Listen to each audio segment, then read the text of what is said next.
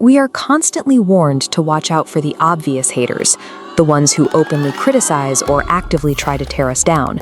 But frankly, those people are easy to spot and even easier to ignore. What is much harder to deal with is sharing a massive personal victory with a close friend, getting a quick smile and a congratulations, but walking away feeling strangely exhausted and second-guessing your own accomplishment. That draining sensation happens because your brain is trying to process cognitive dissonance.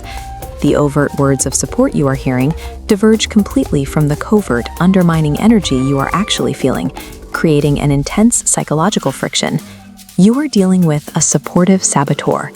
This is someone who waves pom-poms in your face, but quietly hopes you will fall flat on it.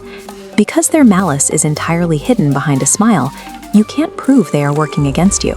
Instead of calling them out, you end up internalizing the doubt, shrinking your ambitions, and playing small just to keep them comfortable. To protect your momentum, you need to recognize how these behaviors operate in the wild. This behavior often begins as performative support. When you are in a group setting or online, they masquerade as your biggest fan. They aggressively like your posts, shout out your accomplishments, and make sure everyone else sees how tightly associated they are with your success. But the moment the audience disappears and the two of you are in private, that energy completely vanishes. They become noticeably quiet, indifferent, or even drop passive-aggressive hints, suggesting their public cheerleading is designed to build their own reputation rather than celebrate yours. Then comes the comparison game. The exact moment you share a new milestone, they immediately bring up someone else who reached it faster, earned more, or did it better. While they might frame this as giving you perspective, injecting an external benchmark the moment you succeed serves to disrupt your focus. By forcing you to measure your new win against someone else's peak, they attempt to put you back into a psychological box and strip away the confidence you just earned. These maneuvers rely on crowds and external comparisons to safely drain your momentum without forcing the saboteur to break their supportive character. When passive comparison isn't enough, they move toward active dream crashing by weaponizing practicality.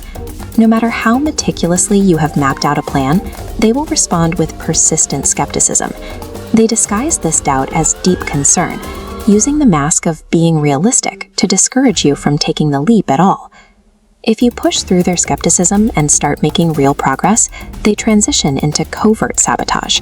This is where they begin to materially interfere with your work in tiny, hard-to-prove ways. They might omit a key detail, twist your words to others, or dismiss milestones as pure luck. Notice they are most supportive when you struggle, but grow cold as momentum increases. Their loyalty is tethered to your status remaining lower. This reveals a dark psychological truth.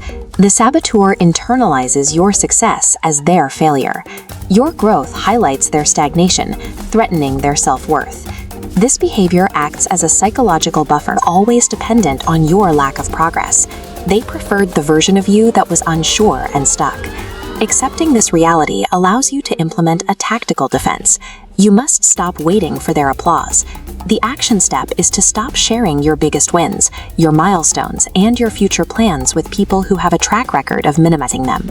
By creating strategic distance between your ambitions and their insecurities, you protect your mental peace and keep your forward momentum intact. Reserve your energy for the people who genuinely light up when you grow, and who cheer you on with the same enthusiasm whether an audience is watching or not. Protecting your peace means controlling who gets access to your success. Have you ever had to outmaneuver a supportive saboteur in your own life? Drop your experiences in the comments below, and I will see you in the next one.